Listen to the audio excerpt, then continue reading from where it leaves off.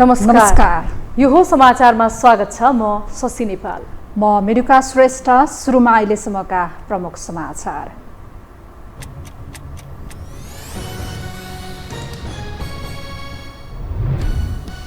राष्ट्रपतिबाट फिर्ता नागरिकता विधेयक राष्ट्रिय सभामा पेश।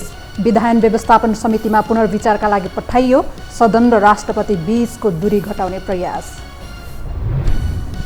नेपाल बारले महाभियोग सिफारिस समितिलाई जबरा विरुद्धको प्रमाण उपलब्ध गरायो। आरोप पुष्टि हुने आधार भेटिएको दाबी। जबरासँगको छलफलपछि थप प्रक्रिया अघि बढ्ने। विकास निर्माणमा राजनीति हुने गरेको भन्दै सरकार विरुद्ध जनता आक्रोशित। सडक निरीक्षणमा पुगेका मन्त्रीसँग स्थानीयको गुनासो। आशा देखाएर नै निराश बनाएको आरोप। राजनीतिक हस्तक्षेपले सङ्कटको भूमरीमा त्रिवी। दूरदराजबाट उच्च शिक्षाका लागि आएका विद्यार्थीको भविष्यमाथि खेलवाड। नेताको गुण्डागर्दी शैलीले प्रधानाध्यापकको मनोबल खस्किँदै। र T20 अन्तर्राष्ट्रिय क्रिकेटमा नेपाललाई दोस्रो सफलता। केन्या 4 विकेटले पराजित। चौथो खेल भोलि पुनः खेल्ने।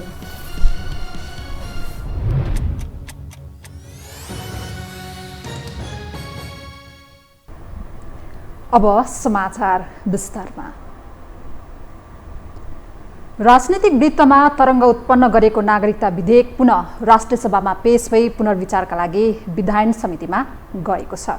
विधेयक विधायन समितिमा गएसँगै राष्ट्रिय सभाले थप छलफल र अध्ययनपछि मात्रै निचोडमा पुर्याउने भएको हो। एक रिपोर्ट।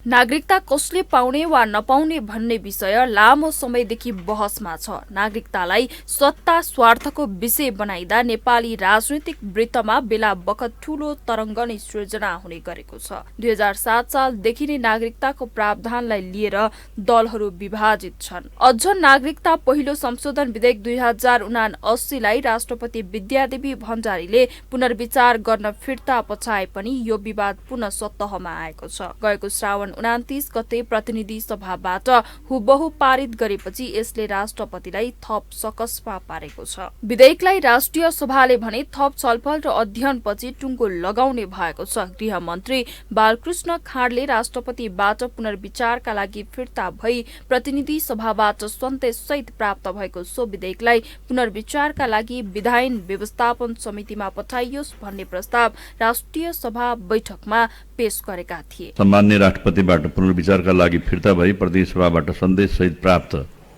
नेपाल नागरिकता पहिलो संशोधन विधेयक 2079 लाई पुनर्विचारका लागि विधायन व्यवस्थापन समितिमा पठाइयोस् भन्ने प्रस्ताव सभा समक्ष पेश गर्दछु। हुन त अहिलेका सार्वजनिक बहसहरू हेर्दा वैवाहिक अंगीकृत नागरिकताका लागि यसअघि समय सीमा तोकिएकोमा यस विधेयकले त्यसलाई हटाएको छ। अहिलेको विधेयकलाई कानून बन्नबाट रोक्दैमा वैवाहिक अंगीकृत नागरिकताका लागि स्वत समयको सीमा लाग्दैन। अर्कोतर्फ अहिलेको विधेयक कानून बनिहाले पनि भविष्यमा सांसदले वैवाहिक अंगीकृत नागरिकताका लागि समयको सीमा राख्न चाहेको दिन यस कानूनले छेक बार लगाउँदैन। त्यही कारण पनि प्रतिपक्ष एमाले र राष्ट्रपति भण्डारी चिडिएका हुन्। यसै कारण राष्ट्रिय सभाको आइतबार बसेको दोस्रो बैठकले विधेयकलाई पुनर्विचारका लागि विधायन व्यवस्थापन समितिमा पठाएको हो। अब यो विधेयकमाथि राष्ट्रिय सभा अन्तर्गत रहेको संसदीय समितिमा छलफलको प्रक्रिया अघि बढ्नेछ। माननीय सदस्यहरू, अब म नेपाल नागरिकता पहिलो संशोधन विधेयक 2079 लाई पुनर्विचारका लागि विधायन व्यवस्थापन समितिमा पठाइयोस् भन्ने प्रस्तावलाई निर्णयार्थ प्रस्तुत गर्दछु।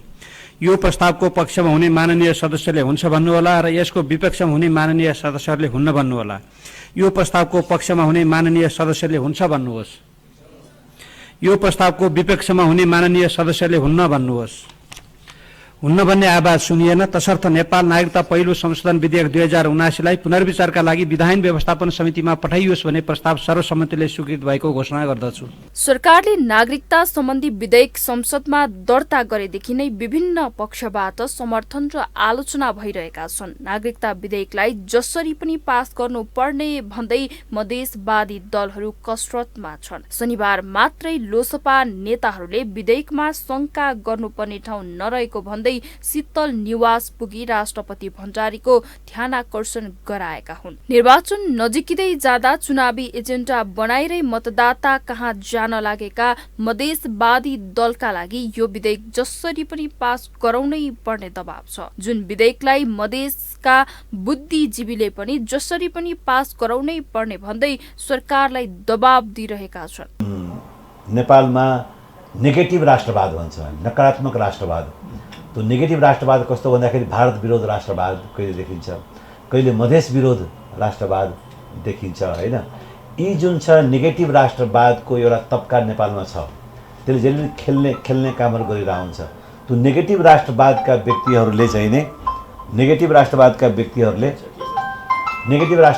व्यक्तिहरूले त्यस्तो कुराहरू लडाउने कामहरू गर्न सक्छन्। त्यस्तो बेलामा जिम्मेवार व्यक्तिहरू, जुन पदमा बसेका व्यक्तिहरू चाहिँ सतर्क हुनुपर्छ। किन हामीलाई इगो देखाइदिने, तपाईँको त अपमान भयो भनिदिने, तपाईँको बेइज्जती भयो भनिदिने, इगोलाई टच गराउने। अनि सामान्य मान्छेको इगो भयो भने त्यसले इगो अनुसार केही गर्दाखेरि देशलाई कुनै असर पर्दैन। तर राज्यका प्रमुख अङ्गमा बसेका व्यक्तिहरूको बिचमा इगो भयो र त्यो टकराहट भयो भने त त्यसको तरङ्ग त पुरा देशमा जान्छ नि, अनि मुलुकले त्यसो के अरे कठिनाइ भोग्नुपर्ने अवस्था आउँछ। विधेयकलाई विधायन व्यवस्थापनमा पठाइए पनि त्यहाँ पनि कांग्रेसको नेतृत्व र सत्ता गठबन्धनको बहुमत रहेको छ। त्यसै कारण यो विधेयक ढिला चाँडो त्यहाँबाट पनि हुबहु पास हुने देखिन्छ। यद्यपि प्रतिनिधि सभाबाट हुबहु पारित गरेर राष्ट्रपति माथि दबाव दिएको गठबन्धन राष्ट्रिय सभामा भने संसदीय समितिमा छलफल गर्न तयार भएसँगै यो विधेयकमा राष्ट्रपतिलाई नैतिक सहजीकरण गरेको छ। राष्ट्रपतिलाई मधेसवादी दलले दिएको ताकेता र राष्ट्रिय राजनीतिमा छलफल भइसकेपछि यो विधेयकले अब कस्तो रूप लिन्छ त्यसले राष्ट्रिय राजनीतिको कोष नै परिवर्तन गर्ने देखिन्छ।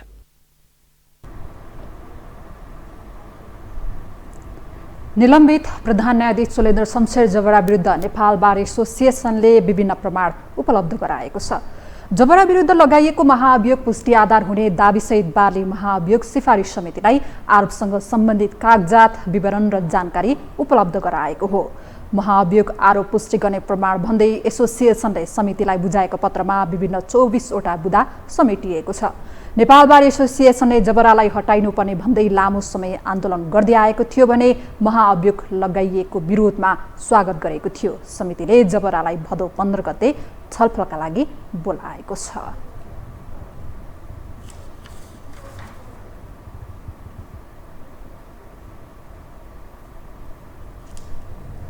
सीट बाँडफाँडका लागि कार्यदल बनाएको 23 दिन पुगिसक्दा समेत गठबन्धनले अझै भागबण्डा टुङ्ग्याएको छैन। ठिक यति बेला शीर्ष नेताहरू नै डर धम्की देखाएर माहौल बनाउन खोजिरहेका छन्। एक रिपोर्ट। नेकपा माओवादी केन्द्रका अध्यक्ष पुष्पकमल दाहाल प्रचण्डले फेरि कांग्रेसलाई धम्की दिए। भागबण्डामा कांग्रेसको जिद्दी कायम रहे र अन्य दललाई उपेक्षा गर्ने प्रयास भए। वाम तालमेलमा जाने प्रचण्डको धम्की छ, किनकि कांग्रेस गठबन्धनबाटै चुथ्याएर 100 सिट लिने दाबी गरिरहेको छ। तर प्रचण्डहरू 80 सिट भन्दा बढी कांग्रेसलाई पोष्ने पक्षमा छैनन्। यसै कारण भागबण्डाको किचलो चलिरहेकै बेला प्रचण्डले वर्तमान परिस्थिति नबुझे र शक्तिको सही मूल्याङ्कन गर्न नसके एमाले बाहेकको अर्को गठबन्धन बन्ने चेतावनी नै दिएका हुन्।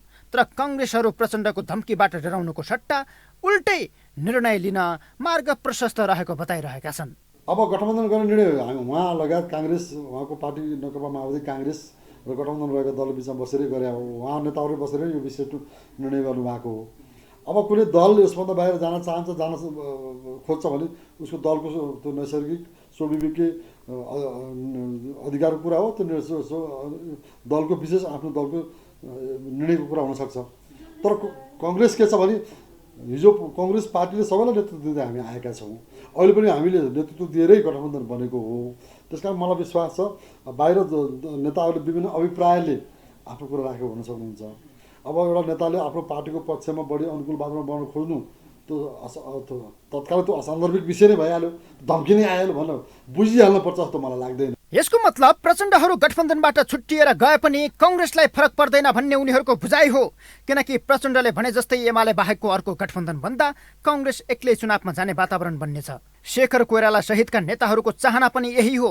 यसो गर्दा कांग्रेसलाई आन्तरिक व्यवस्थापन गर्न सहज हुनेछ भने त्रिपक्षीय भिडन्तले एउटा मत सिर्जना गर्नेछ।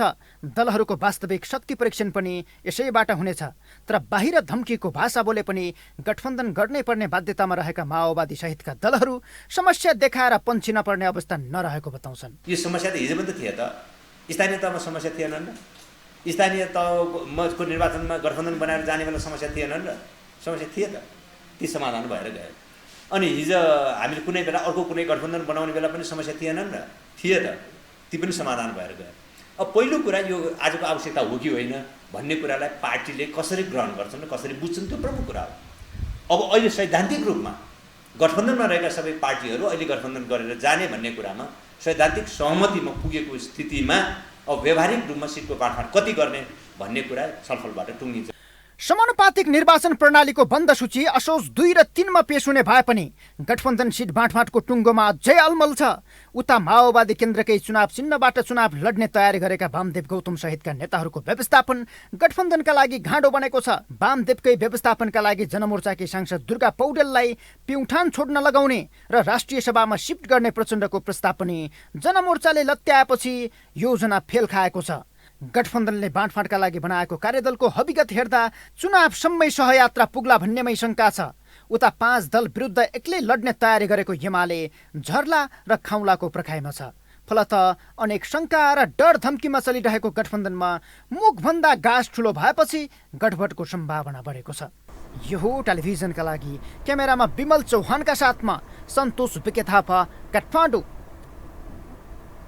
अब बाँकी समाचार।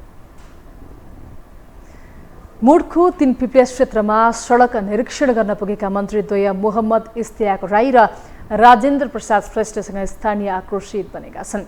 सरकारबाट आश्वासन मात्र पाएको भन्दै स्थानीयले मन्त्रीहरूलाई अमर्यादित व्यवहार गरेका हुन्।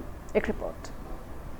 राजनीतिक दलहरूप्रति जनताको आक्रोश बढ्दो छ। आइतबार सडक निरीक्षण गर्न भन्दै मुडखु पुगेका मन्त्रीद्वय भौतिक पूर्वाधार तथा यातायात मन्त्री मोहम्मद इस्तियाक राई र संघीय मामिला तथा सामान्य प्रशासन मन्त्री राजेन्द्र प्रसाद श्रेष्ठसँग स्थानीय आक्रोशित देखिए। उनीहरू सबै मन्त्रीहरू निरीक्षणका लागि आउने तर दिएका आश्वासन पूरा नगर्ने भन्दै आश देखाउन बन्द गर्न आग्रह गरे। स्थानीयहरूले सडक निर्माण नभएकै कारण विद्यार्थीहरूले पढ्न नपाएको र जागिर खानेहरूले पनि दिनको 500 तिरेर ट्याक्सीमा आवत जावत गर्नु परेको दुखेसो पोखे। बाटो बनिसकेपछि 4 महिनामा चल्छ भाइ मेरो। अब यत्रो दिन हामी बालुजीमा कोडा लिएर पहल गर्छौं भाइ हो भाइ ल हामी पहल गर्छौं। पासाङ लामु सडक खण्ड अन्तर्गतको मडखु तिनपिप्ले क्षेत्रको मन्त्रीद्वयले निरीक्षण गरेका हुन्। सैलुम कन्स्ट्रक्सनले ठेक्का पाएको यस सडक निर्माण हुँदा 8 वर्षदेखि अलपत्र बनेको थियो। सरकारले उक्त सडकको पुरानो ठेक्का तोडेको छ भने नयाँ ठेक्काका लागि केही दिन अघि मात्रै सूचना प्रकाशित गरेको छ। अब ठेक्का पाउने ठेकेदार कम्पनीले 4 ठेक्का पाएको 4 महिनाभित्र निर्माण कार्य सम्पन्न गरिसक्नुपर्नेछ। ठेक्का प्रक्रिया अघि सडकको अवलोकनका लागि सम्बन्धित स्थानमा पुग्नुभएका मन्त्रीद्वय राई र श्रेष्ठले अबको 4 महिनामा सडक निर्माण गरिसक्ने बताए। अवलोकनपछि सञ्चारकर्मीहरूसँगको कुराकानीमा मन्त्री राईले राजनीतिक आवरणमा काम सम्पन्न नगरेका ठेकेदार कम्पनीहरूलाई कालो सूचीमा राखेर अब काम सुरु गर्ने बताए। र 8 वर्ष पहिला चाहिँ एकदमै बहुचर्चित ठेकेदारले राजनीतिक आवरणमा चाहिँ 8 वर्षदेखि सम्पन्न नगरेको र चाहिँ नेताहरूको आवरणमा चाहिँ नेताहरूको चाहिँ पक्षपोषणमा देशभरिकै ठेकेदारहरू चाहिँ काम नगर्ने, पैसा लिने र राजनीतिक दल र त्यसका प्रमुख नेताहरू नै आरोपित हुने अवस्था थियो। त्यस्तै सामान्य प्रशासन मन्त्री श्रेष्ठले विगतका सरकारले मडखु तिनपिप्ले क्षेत्रको सडक निर्माणमा व्यवस्थित काम गर्न नसकेको बताए। उनले अब भने फास्ट ट्र्याकबाट काम अघि बढाउने बताए। योजनालाई चाहिँ व्यवस्थित रूपमा विगतको सरकारले अगाडि बढाउन सकेन र यो चाहिँ 7-8 वर्षदेखि एकदमै अव्यवस्थित रूपमा चाहिँ यो रहन गयो। त्यसकारण यसलाई फास्ट ट्र्याकबाट गर्नुपर्छ भनेर हामीले चाहिँ सुरुदेखि नै कुराहरू भन्यौँ। स्थानीयहरू 8 किलोमिटर भन्दा लामो रुटमा समेत गैर कानुनी सार्वजनिक यातायात नराखेको भन्दै मन्त्रीहरूसँग आक्रोशित बने। मुड्कु 3 पिप्ले क्षेत्रको सडकमा सार्वजनिक यातायात सञ्चालन गरेर नागरिकलाई सहज वातावरण सिर्जना गर्नुपर्ने माग गरे। आशा देखाउनकै लागि अवलोकन गर्न पुगेको हो भने आश देखाएर नै निराश नबनाइदिन उनीहरूले सरकारसँग माग गरे। आगामी मक्सिर 4 गते हुने प्रतिनिधि सभा र प्रदेशसभा सदस्य निर्वाचनको तयारीका लागि निर्वाचन आयोगले आजदेखि मतदाता नामावली अध्यावधिक गर्ने भएको छ। आयोगका अनुसार सम्बन्धित वडा कार्यालय र निर्वाचन कार्यालयमा मतदाता नामावली प्रकाशन हुनेछन्। नामावलीमा रहेको त्रुटि सच्याउन, नामावलीमा प्रकाशित कुनै व्यक्तिको विवरणको विरोधमा उजुरी दिन एवं कुनै मतदाताको 1 भन्दा बढी स्थानमा नाम समावेश भएमा 1 स्थानमा नाम कायम राख्न भदौ 13 देखि 15 गतेसम्म निर्वाचन कार्यालयमा निवेदन दिन सकिने आयोगले जनाएको छ। आयोगले मृत्यु भएका एवं नागरिकता त्याग गरेका मतदाताको नाम सूचीबाट हटाउन भदौ 13 देखि 16 गतेसम्म निर्वाचन कार्यालयमा निवेदन दिन सकिने जनाएको छ। मतदाता नामावली अध्यावधिक भएपछि आगामी भदौ 31 गते अन्तिम मतदाता नामावली प्रकाशन गर्ने आयोगले जनाएको छ।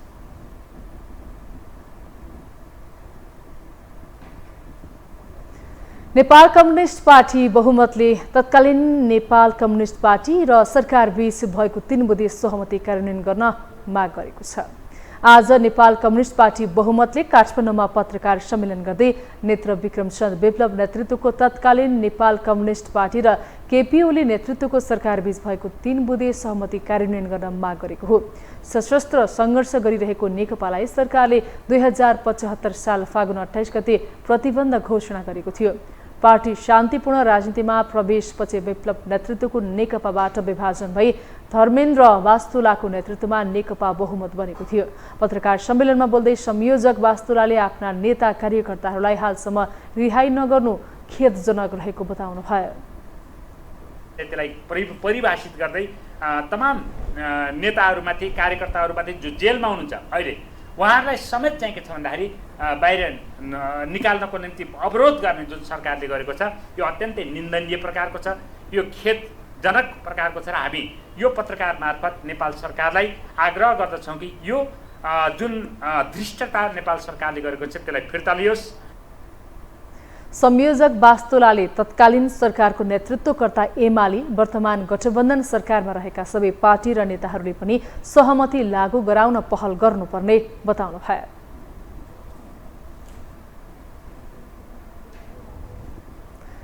हामीसँग समाचार बाँकी नै छन्, अहिलेलाई विश्राम।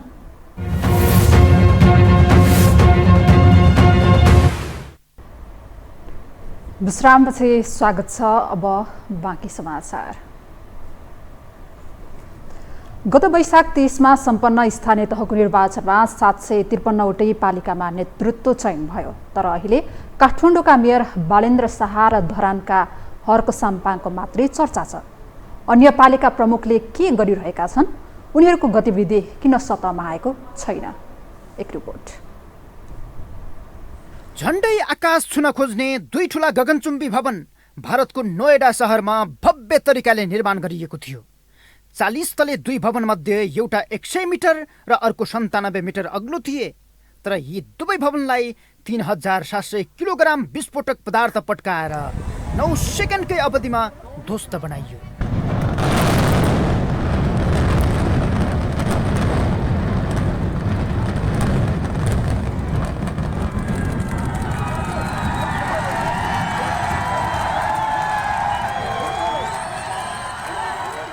किनकि यी दुवै भवन मापदण्ड विपरीत निर्माण गरिएका थिए।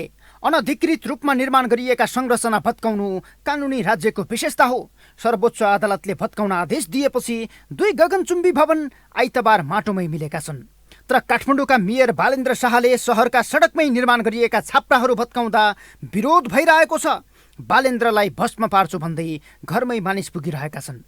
किनकि 1 साताको अवधिमै बालेनले धेरै स्थानका अनधिकृत संरचना भत्काएका छन्। वर्षौंदेखि कानुनले सजाय दिन योग्य रहेका तर दबाव प्रभाव पारी बस्दै आएकाहरूको पनि सातो गएको छ। यसकारण बालेन्द्रलाई समर्थन गर्नेको संख्या देशभर फैलिएको छ। उस्तै धरानका मेयर हर्क साम्पाङ छन्। सुतिरहेको शहरलाई माटो छुन आह्वान गर्दै श्रम क्रान्तिमा उठाइरहेका छन्। करोडौंको काम जनताकै समर्थन र जनताकै सहभागितामा फत्ते बनाउने ताकत साम्पाङले देखाएपछि देशभरबाट समर्थनको ओइरो छ। कतिसम्म भने माटोप्रतिको माया वृष्य र सत्ताको स्वार्थी राजनीतिमा फँसेका प्रचण्डहरू पनि माटो छुन बाध्य बनेका छन्, किनकि साम्पाङहरूको क्रेजलाई प्रचण्डहरूले क्यास गर्न खोजिरहेका छन्। त खास गरी माओवादीले गर्नुपर्ने काम उहाँले गरिराख्नु भएको छ। म पार्टीका साथीहरू र देशका सबै श्रमजीवी जनतालाई पनि हर्कको व्यवहारबाट उहाँको आचरणबाट प्रेरणा लिन म अनुरोध गर्न चाहन्छु। उहाँलाई पनि केही सुझाव छ तपाईँको? उहाँलाई अब यो निरन्तर यसमा डटिराख्न कति सक्नुहुन्छ मेरो शुभकामना छ। उहाँ यसमा डटिराख्नुहोस्, जनतासँग जोडिराख्नुहोस्, जनताको साथ पाइराख्नुहोस्। मेरो र हाम्रो साथीहरूको पनि साथ छँदैछ। उपमेयर हाम्रै पार्टीबाट नै हुनुहुन्छ। उहाँहरूको जोडी असाध्यै मिलेको देखिएको छ। अनुहार पनि मिलेको छ। मानौ यो देशमा 2 जना मात्रै जिउँदा मेयरहरू छन्। 753 स्थानीय तहमध्ये 751मा अर्को कुनै बालेन हर्क देखिएको छैन जसलाई देखाएर चर्चा गर्न सकियोस्, उनीहरूका कामको तारिफ गर्न सकियोस्। तर यसो भन्दै गर्दा राजनैतिक दलका नेताहरूलाई भने मन पोलिरहेको छ। उहाँले जे गर्नुभयो राम्रो गर्नुभएको छ। हाम्रो साथ सहयोग छ। अतिक्रमण गर्न पाएन। जेको लागि बनेको हो संरचना त्यसमै जानुपर्छ होइन। तपाईँले चिरबाबु महर्जन बिर्सिनु भयो। यो देशमा ललितपुरको मेयर चिरबाबु महर्जनलाई बिर्सिनु भयो यति चाँडो? उहाँले चाहिँ गरेको कामहरूको मूल्याङ्कन देशको उत्कृष्ट मेयरलाई बिर्सिनु भयो। अहिले तपाईँले अब स्वतन्त्र व्यक्तिको कुरा गर्नुभयो। म धेरै कुरै गर्न चाहँदैन। मेरो ललितपुर जिल्लाको चिरबाबु महर्जनलाई एकचोटि सबैलाई अनुरोध गर्छु, एकचोटि फेरि फर्केर नबिर्सिदिनु हुन। हिजो प्रशंसा गरेका चिरबाबु महर्जनलाई नबिर्सिदिनु हुन चाहिँ अनुरोध गर्दछु। काठमाडौँसँगै जोडिएको ललितपुर महानगरमा कांग्रेसका चिरिबाबु महर्जन मेयर छन्। कार्य सम्पादनका हिसाबले सन्तोषजनक नै भए पनि उनको चर्चा खासै भएको छैन। चर्चा गर्न आवश्यक पनि देखिँदैन, किनकि लोभ लाग्दो र सिक्नै पर्ने काम उनीबाट भएको छैन। झन् स्वतन्त्रहरूको रापतापको यो मौसममा राजनैतिक दलका केही गर्न सक्ने मेयरहरू पनि उजेलमा परेका छन्। स्वतन्त्र जस्तो काम गर्नै पर्ने दबाब राजनैतिक दलबाट आएका मेयरहरूमा नहुँदा उनीहरूमा दायित्व बोध समेत हराउँदै गएको छ। पूर्वको झापादेखि पश्चिमको महाकालीसम्म, तराईको जनकपुरदेखि कर्णालीको जुम्लासम्मका मेयरहरू हाइसुक्क जस्तै देखिन्छन्। हामी यसमा हौसिएको होइन, म व्यक्तिगत हिसाबले हौसिएको होइन। तर मैले मूलत रूपमा भनेको कुरा के हो भने स्वतन्त्रले एउटा कालखण्डमा एक निर्वाचनका लागि एक क्षणका लागि निर्वाचन जिल्लान् होइन, तर चाहिँ त्यसको स्थायित्व, त्यसको एउटा चाहिँ भनौँ न ड्युरेबिलिटीको कुराहरू, त्यसको सस्टेनेबिलिटी छ कि छैन भन्ने कुरा हो। त्यो सस्टेनेबिलिटी छैन। यसपटक बालेनको जोस र साम्पाङको क्रान्ति हेरेका धेरै युवाहरू संसदीय निर्वाचनको तयारीमा छन्।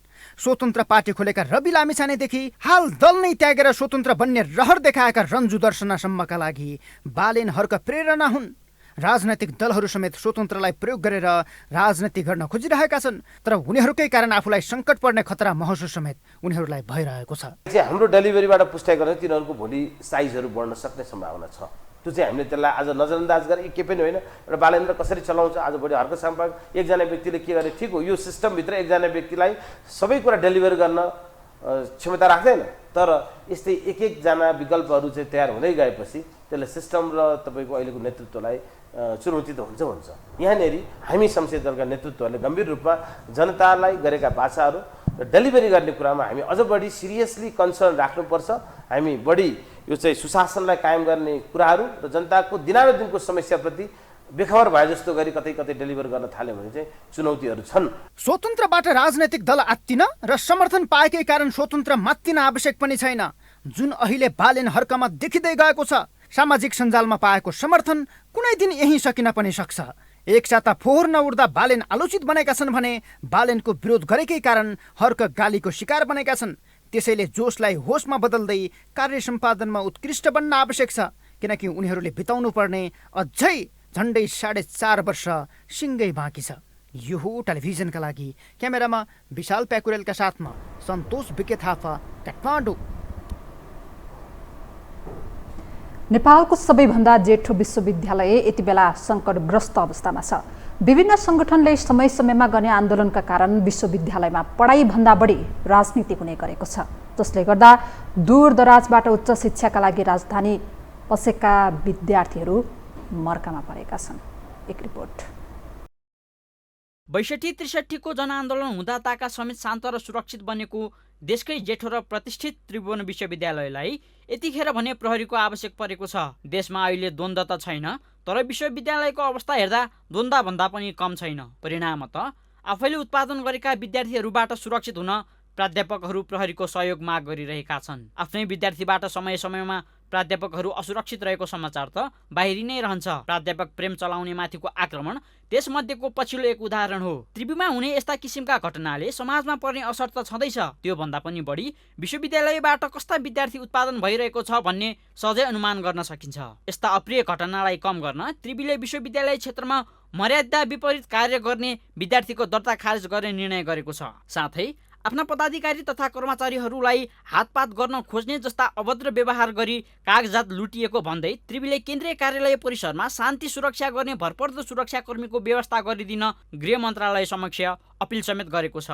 जहाँसम्म क्वेसन डुप्लिकेसन भएको, क्वेसन प्रिबोर्डमा सोधेको क्वेसन हुबहु फाइनलमा सोधेको अवस्था छ, त्यो अब कारवाही गर्नेलाई हाम्रो परीक्षा ज्यादै नै संवेदनशील भएको हुँदा कतिपय एक्जामिनरको नाम, त्यसपछि मोडरेटरको नाम, त्यसपछि अरू त्यहाँ जति इन्भल्भ हुन्छ त्यो नाम चाहिँ संवेदनशील विषय भएको हुँदा योभन्दा अगाडि पनि त्यो सार्वजनिक गर्ने गरिने रहेछ। सुरक्षाको कारणले गर्दा भोलिका दिनमा व्यथित यो पो रहेछ त क्वेसन बनाउने मान्छे भन्दा सबै त्यसैका पछाडि लागेर फेरि थ्रेट आउँछ कि भन्दा त्यो सार्वजनिक नगरेको अवस्था हो। कारबाही चाहिँ हामीहरूको प्राय बिन्जिरी जस्तो पनि कारबाही भइरहेको अवस्था हुन्छ कतिपय अवस्थामा। त्रिभुवनले विगत 143 दिनदेखि तालाबन्दीको मार भोग्दै आइरहेको छ। विश्वविद्यालयमा भइरहेको तालाबन्दी पेशागत व्यापार भएको सरकारवाला बताउँछन्।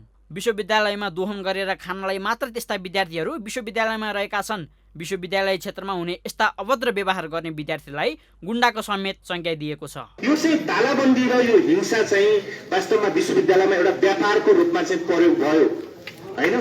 त्यो चाहिँ त्यो ज्ञान जसलाई विद्यार्थी भनेर भनिन्छ, म चाहिँ तिमीलाई विद्यार्थी भन्दिनँ। मेरो दृष्टिकोणमा तिनीहरू विश्वविद्यालयभित्रका नयाँ माफिया हुन्। नयाँ माफिया इन द सेन्स तिनीहरूसँग विश्वविद्यालय सुधारको कुनै भिजन पनि छैन, विश्वविद्यालय उन्नयनको कुनै चाहिँ सपना पनि छैन। त्यो विश्वविद्यालयको सुधार, विश्वविद्यालयको उन्नयन, जतिसुकै जेसुकै कुराहरू गर्छन्, छिटफुट केही सानातिना चाहिँ एजेन्डाहरूलाई लिएर चाहिँ उनीहरूले जे राजनीति गर्छन् त्यो चाहिँ सार्वजनिक खपतको निम्ति मात्र गर्छन् र भित्र चाहिँ उनीहरूको चाहिँ फिरौती हो, भित्र उनीहरूको चाहिँ पैसाको असुली हो। राजनीतिक नियुक्तिबाट उपकुलपति बन्ने नेपालमा शिक्षाको गुणस्तरको बारे खासै कुरा गरेको सुनिँदैन। दक्षताका आधारमा नियुक्त गरिनुपर्ने पदहरूमा राजनीतिक हावी हुँदा विश्वविद्यालयबाट यस्तै राजनीति गर्ने विद्यार्थी उत्पादन हुनु स्वाभाविकै हो। त्यसैले त्रिभुवन जस्तो शैक्षिक संस्थाको हविगत गर्ने दोषी यस्तै राजनीति गर्ने राजनीतिज्ञको हो। प्राध्यापक विद्यार्थी सबैको बुद्धि एउटै भएन, राजनीतिमा पनि बुद्धि एउटै भएन।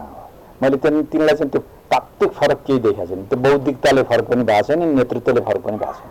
किन भनेदेखि नि जस्तो प्रचण्डले चाहिँ के भन्यो भनेदेखि सब युवाहरूले चाहिँ अब के भन्छ गरिखानेलाई चाहिँ उ गर्नुपर्छ, प्रोडक्सन ब्रिगेड बनाउनुपर्छ भन्छ। मलाई कुनै माओवादीबाट गएर देख्नु छैन। गरिखाने सिप एकदम जरुरी छ भनेर एमाले समय बगबग गरे, भयो कहीँ भएको छ देख्नुभयो नि। समाजवादीले त्यही भन्छ, गरेन नि। नेपाली काङ्ग्रेसले के भने होइन युवाहरूलाई चाहिँ यसरी गर्नु हुँदैन भनेर भाषण ठोक्दै हिँड्यो, गरेन। किनभने यिनका रहरमा के हो भनेदेखि त्यो काम गरेर मान्छे त पछि लाग्दैन नि त, पछि लाग्नको निम्ति उनले काममा लाउन्न। एउटा त्यो किसिमको, त्यसले राजनीतिज्ञलाई दोषी भने। विभिन्न कालखण्डमा टियुको नेतृत्व सम्हालेकाहरूले नै टियुलाई आज यो अवस्थामा पुर्याएका छन्। प्राध्यापकदेखि विद्यार्थी नेतासम्म राजनीतिको फोहोरी खेलमा रुमलिँदा इतिहास बोकेको विश्वविद्यालयको भविष्यमा भने दिनदिनै सङ्कट पैदा हुँदै गएको छ। साथै यही विश्वविद्यालयमा भविष्य देखेर दूरदराजबाट राजधानी केन्द्रित भएका विद्यार्थीको भविष्यमाथि पनि खेलवाड भइरहेको छ। यो टेलिभिजनका लागि क्यामेरामा विमल चौहानका साथ निरज कोइरालाको रिपोर्ट।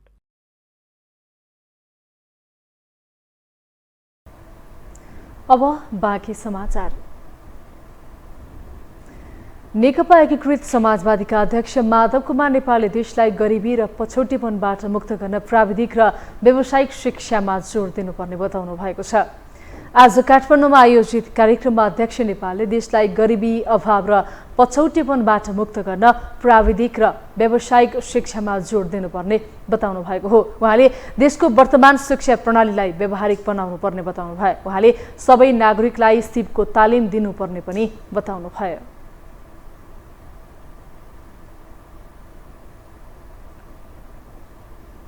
नेपाल देशलाई पनि प्रगतिको बाटोमा लिएर जानुहुन्छ भने, नेपाल देशलाई पनि गरिबी, अभाव र पछौटेपनबाट मुक्त गर्नु छ भने हामीले असल नागरिक उत्पादन गर्नुपर्छ। त्यसको निम्ति शिक्षा प्रणाली ठिक हुनुपर्छ। यो शिक्षा प्रणाली ठिक गर्नका लागि हाम्रा शिक्षा प्रणालीमा के त्रुटिहरू, कमजोरीहरू छन्, यो अहिलेको व्यवहारलाई निर्देशित गर्ने शिक्षा प्रणाली छ कि छैन? सिद्धान्त पढाइको निम्ति हो कि पढाइ समाजको परिवर्तनको निम्ति हो, या उत्पादनमा वृद्धि गर्नका निम्ति हो, देशको विकास गर्नका निम्ति हो, ज्ञान र बुद्धिको सदुपयोग गर्नका निम्ति हो? अध्यक्ष नेपालले विद्यार्थी संगठनलाई सबै विश्वविद्यालयमा विस्तार गर्न अनुरोध गर्नुभयो।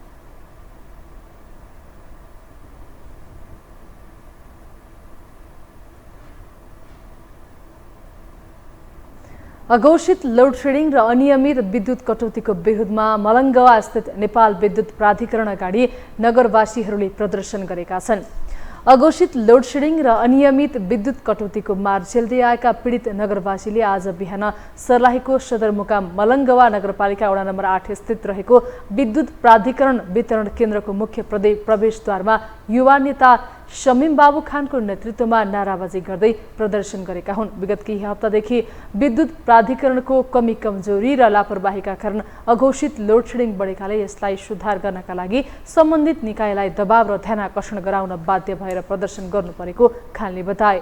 विद्युत प्राधिकरणको लापरवाहीका कारण मलङ्गवा र यस आसपासको क्षेत्रमा विद्युतको अघोषित लोड शेडिङ र अनियमित विद्युत आपूर्ति भइरहँदा जनजीवन प्रभावित भएको छ।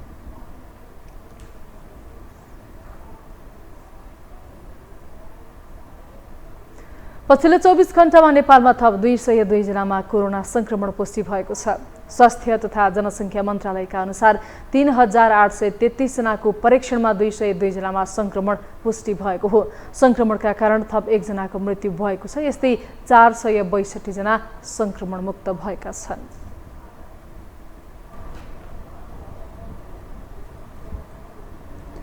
अब पालो अर्थ समाचारको।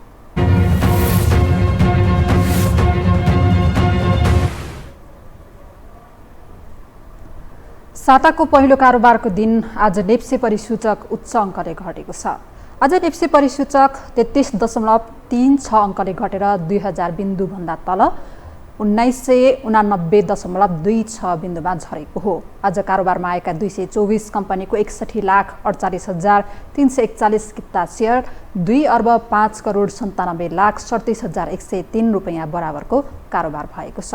नेप्सेका 13वटा उपसमूहमा म्युचुअल फन्ड बाहेक सबै उपसमूहको सूचक नकारात्मक देखिएको छ। फाइनान्स र हाइड्रोपावर उपसमूहको सूचक सबैभन्दा धेरै घटेको छ।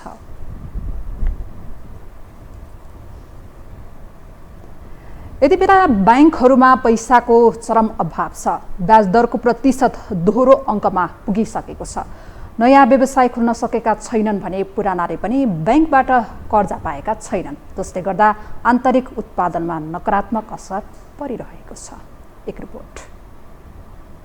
गत आर्थिक वर्ष 2078-79 बाटै सुरु भएको तरलता अभाव चालु आर्थिक वर्षको 2079-80 सम्म आइपुग्दा समेत समाधान हुन सकेको छैन। अहिले वाणिज्य ब्याङ्कहरूको कर्जा दिन सक्ने क्षमता पहिलो महिनामै खस्किएको छ। विगतमा ब्याङ्कहरूले असोजसम्म कर्जा प्रवाह गरेर बाँकी महिनाहरूमा तरलताको सङ्कटको सामना गरेको थियो। यो वर्ष साउनमै ब्याङ्कहरूले स्रोत अभाव बेहोर्नु परेको छ। ब्याङ्कहरूको कर्जा निक्षेप अनुपात सिडी रेसियो औसत 88.07% पुगेको छ। नेपाल ब्याङ्कर्स एसोसिएसनका अनुसार 26 वाणिज्य ब्याङ्क मध्ये 3 वटाको सिडीले सीमा नआएको छ। राष्ट्र बैंकले सिडी रेसियो 90% भन्दा कम हुनुपर्ने व्यवस्था गरेको छ। यद्यपि वाणिज्य बैंकहरूको औसत सिडी रेसियो भने 88.07% पुगेको छ। असार मसान्त अघि 90% भन्दा तल ल्याएको सिडी रेसियो अहिले फेरि उक्लिन थालेको छ। एसोसिएसनका अनुसार साउनमा century commercial bank, Nabil bank र नेपाल बैंकको यस्तो अनुपात 90% भन्दा माथि छ। Global IME, Himalaya, Kumari, NCC bank, prime bank,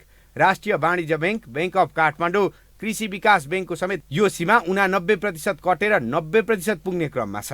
Nepal banker संघका अनुसार वाणिज्य बैंकहरूको निक्षेप साउन लागे यता 1 खर्ब 8 अर्ब रुपियाँले घटेको छ।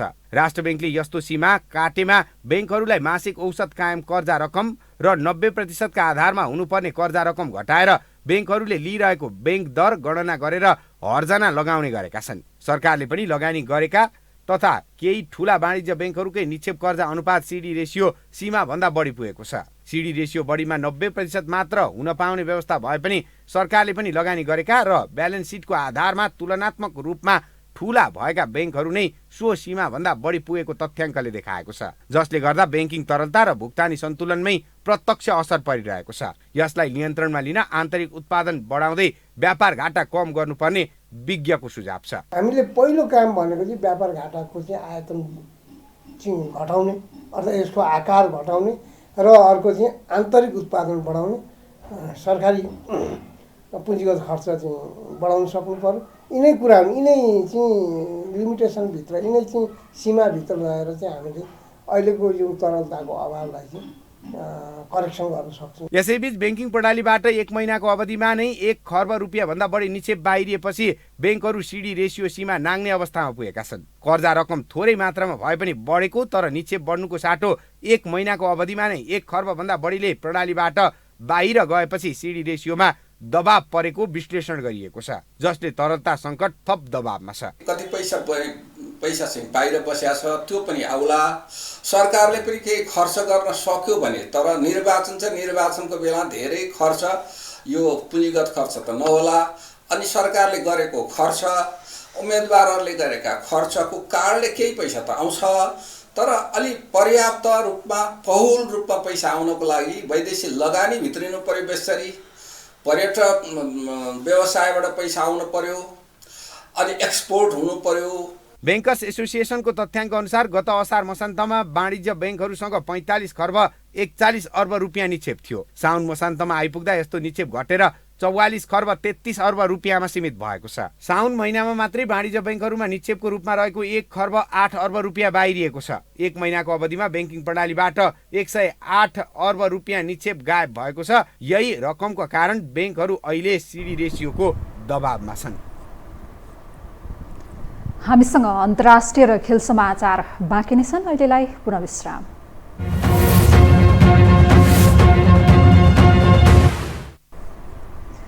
विश्रामपछि पुनः स्वागत छ। अब पालो अन्तर्राष्ट्रिय समाचारको।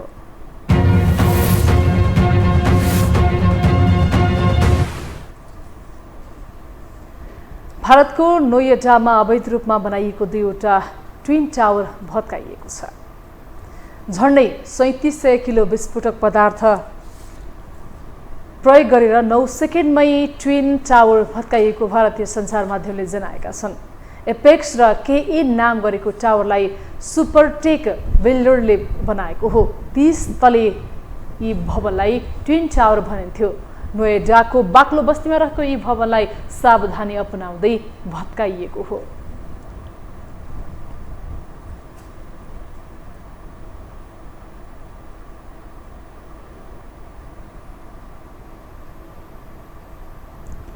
अब पालो खेल समाचारको।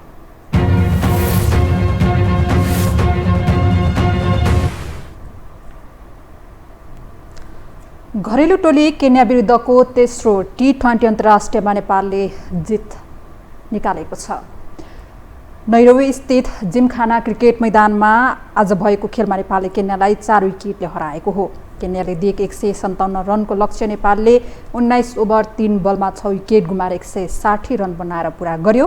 नेपालका लागि ज्ञानेन्द्र मल्लले सर्वाधिक 46 रनको योगदान दिए। उनी प्लेयर अफ द म्याच चुनिए। यस्तै डेब्यू खेलाडी अर्जुन साउथले 35 रन बनाए।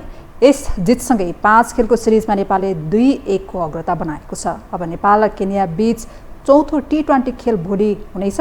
यस्तै 5औं तथा अन्तिम T20 मङ्गलबार हुनेछ।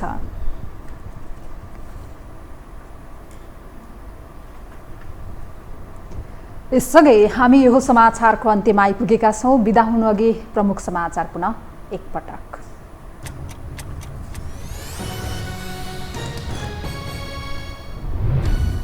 राष्ट्रपतिबाट फिर्ता नागरिकता विधेयक राष्ट्रिय सभामा पेश। विधान व्यवस्थापन समितिमा पुनर्विचारका लागि पठाइयो। सदन र राष्ट्रपति बीचको दूरी घटाउने प्रयास। नेपाल बारले महाअभियोग सिफारिस समितिलाई जबरा विरुद्धको प्रमाण उपलब्ध गरायो। आरोप पुष्टि हुने आधार भेटिएको दावी। जबरासँगको छलफलपछि थप प्रक्रिया अघि बढ्ने। विकास निर्माणमा राजनीति हुने गरेको भन्दै सरकार विरुद्ध जनता आक्रोशित। सडक निरीक्षणमा पुगेका मन्त्रीसँग स्थानीयको गुनासो। आशा देखाएर नै निराश बनाएको आरोप। राजनीतिक हस्तक्षेपले सङ्कटको भुमरीमा त्रिवी। दूरदराजबाट उच्च शिक्षाका लागि आएका विद्यार्थीको भविष्यमाथि खेलवाड। नेताको गुन्डागर्दी शैलीले प्राध्यापकको मनोबल खस्किँदै। र T20 अन्तर्राष्ट्रिय क्रिकेटमा नेपाललाई दोस्रो सफलता। केन्या 4 विकेटले पराजित। चौथो खेल भोलि पुनः हुने।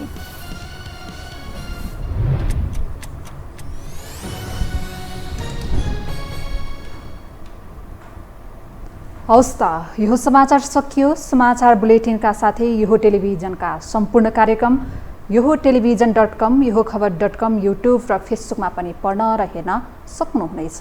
मोबाइलमा यो टिभी एप डाउनलोड गरी हामीलाई प्रत्यक्ष हेर्न सक्नुहुनेछ।